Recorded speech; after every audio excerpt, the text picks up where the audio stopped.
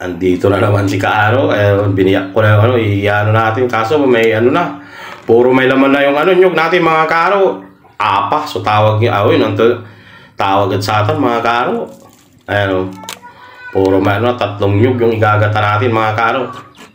Kinakayod na ni Kaaro yung ano, nyug mga Kaaro.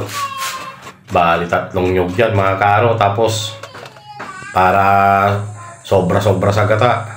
Tapos sabay piga. Hirap magkayod mga Kaaro kung hindi sanay. Yan o. Bali 3 ano din mga yellowpin pala yan mga Kaaro. Nakapagluto tayo ng yellowpin gawang mura lang mga Kaaro. Yan o. Tapos sinibak-sibak ko na rin. Sibakin nyo lang kung anong gaano kalaki yung gusto nyo ano. Tapos titimplahan natin yan mga Kaaro. Yan, pinaliguan ko muna.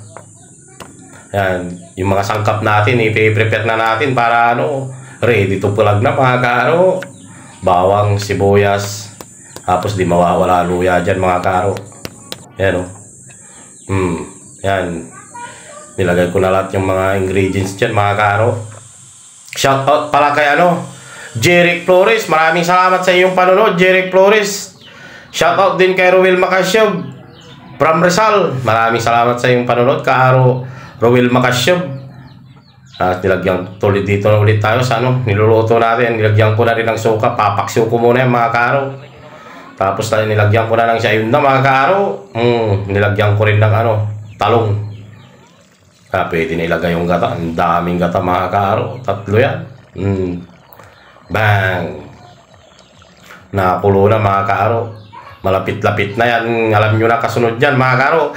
Tanghalian tayo dyan mga Kaaro. Tanghalian na rin kayo dyan. Taga Luzon, Visayas, Mindanao. Tsaka mga ibang bansa dyan. Pananghalian na rin kayo dyan. Panangod tulad dyan Pangasinan mga Kaaro. Ginatang tulingan. Tapos may sausawan.